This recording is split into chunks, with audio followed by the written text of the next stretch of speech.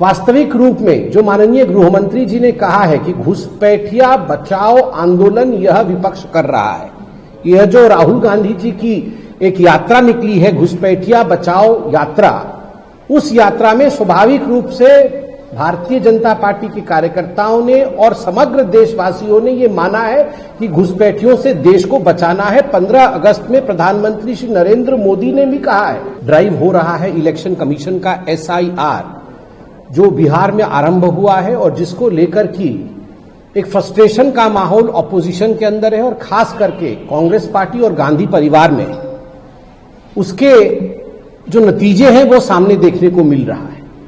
वास्तविक रूप में जो माननीय गृहमंत्री जी ने कहा है कि घुसपैठिया बचाओ आंदोलन यह विपक्ष कर रहा है, यह जो राहुल गांधी जी की एक यात्रा निकली है घुसपैठिया बचाओ यात्रा, उस यात्रा में स्वाभाविक रूप से भारतीय जनता पार्टी के कार्यकर्ताओं ने और समग्र देशवासियों ने ये माना है कि घुसपैठियों से देश को बचाना है। 15 अगस्त में प्रधानमंत्री श्री नरेंद्र मोदी ने भी कहा है, मोदी जी ने भी स्पष्ट रूप से कहा है कि देश में किसी भी कीमत पे घुसपैठियों से देश को बचाना है, ये देश की सुरक्षा का विषय है।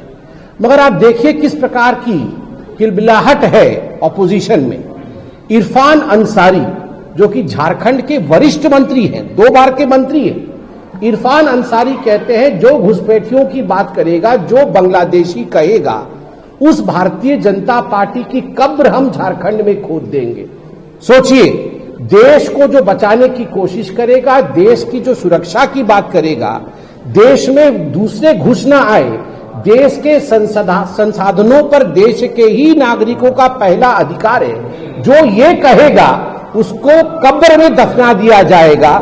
और महिमा मंडन उनका होगा जो कहेंगे बांग्लादेशियों का देश के संसाधनों पर पहला अधिकार है, उनका वो महिमा मंडन करेंगे। दूसरा, केवल इरफान अंसारी ही नहीं, झारखंड से बंगाल के मालदा के तृणमूल कांग्रेस के जिला अध्यक्ष जिनका नाम अब्दुल रहीम बख्शी है, अब्दुल रहीम बख्शी, उन्होंने भी धमकाया है। भारतीय जनता पार्टी के विधायक को धमकाते हुए कहा है, यदि आप घुसपैठिए शब्द का प्रयोग करेंगे, यदि आप बांग्लादेशियों के खिलाफ कार्यवाही करेंगे तो आपके मुंह पे मैं तेजाब फेंकूंगा और आपके गले के अंदर तेजाब डाल दूंगा, आपकी बोलती बंद हो जाएगी। मैं बहुत ही संवेदनशीलता के साथ ये अपील करता हूं कि कलकत्ता के हाईकोर्ट का इसको सुओ मोटो कॉग्निजेंस लेना चाहिए। किसी के चेहरे पर तेजाब फेंकने की बात करना आज ये बहुत बड़ा दंडनीय अपराध है। कई बहनों ने यह घृणित कार्य अपने जीवन में देखा है, उनका जीवन बर्बाद हो गया है। और ऐसे में यदि एक पॉलिटिकल पार्टी का उच्च कद का नेता बंगाल के TMC से ये कहता है कि मैं खुलेआम कहता है सभा में कि मैं तेजाब चेहरे पर फेंकूंगा, तो मुझे लगता है कोर्ट का इसका संज्ञान लेना चाहिए और जेल के अंदर इस व्यक्ति को भेजना चाहिए।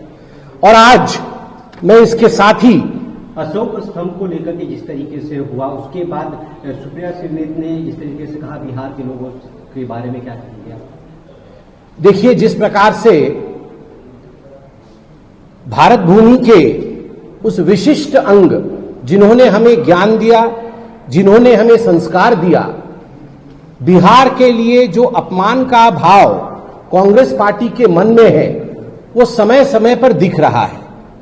सबसे पहले प्रधानमंत्री श्री नरेंद्र मोदी जी की माताश्री के लिए, दिवंगत माताश्री के लिए जिस प्रकार के अपमानजनक शब्दों का प्रयोग किया गया, उसके लिए तमाम बिहार की महिलाएं, माताएं सामने आई, उन्होंने बिहार बंद भी किया और इसके खिलाफ आवाज भी उठाई। तदोपरांत इससे कोई शिक्षा नहीं ली कांग्रेस पार्टी ने। कांग्रेस पार्टी ने अपने ऑफिशियल ट्विटर हैंडल से बिहारियों को बीड़ी से कंपेयर कर दिया और सिंह प्रोडक्ट GST के समय जो 40% कैटेगरी में रहते हैं, जिसको सिंह प्रोडक्ट कहा जाता है, पापी कहा जाता है हिंदी में, बिहारियों को बीड़ी से कंपेयर करके एक तरह से पापी कहा गया। और आज 2 ऐसी चीजें हुई हैं जो कहीं न कहीं पूरे बिहार की संवेदनाओं को, पूरे बिहार के भावनाओं को और बिहारी अस्मिता को ठेस पहुंचाती है। श्रीनगर के हजरत बल में जिस प्रकार से अशोक चिन्ह जो कि सम्राट अशोक ने अशोक स्तंभ में स्थापित किया था, उसे तोड़ा गया। और कुछ नेताओं का यह भी कहना है कि क्या आवश्यकता थी वहां अशोक चिन्ह का होना। उसे जिस प्रकार से तोड़ा गया है, ये न केवल देश का अपमान है, यह अशोक सम्राट और स्वाभाविक रूप से अशोक सम्राट और बिहार, उनका जो मिलान है, प्रत्येक बिहारी का यह अपमान है कि आप अशोक चिन्ह को तोड़ेंगे। दूसरी बात, मुझे तो बड़े तकलीफ के साथ कहना पड़ रहा है, कांग्रेस पार्टी की जो कम्युनिकेशन की हेड है, जो मुख्य प्रवक्ता है, उन्होंने जिस प्रकार से राहुल गांधी को ऊंचा दिखाने के लिए बिहारियों का अपमान किया है, क्या शब्द थे उनके? उनके शब्द थे, लोग बड़े गंदे थे, पसीने टपक रहे थे, उनके हाथ कैसे मैले थे और उनके कपड़े कैसे मैले कुचैले थे, और वो भी आते थे तो राहुल गांधी उनसे हाथ मिला लेते थे, हिचकते नहीं थे, हाथ मिलाकर हाथ धोते भी नहीं थे। और कभी कभी ये लोग राहुल गांधी से गले मिलते थे तो राहुल गांधी गले भी मिल लेते थे। राहुल गांधी जी को इन्फेक्शन हो सकता था, मगर फिर भी राहुल गांधी चिंता नहीं करते थे। क्यों?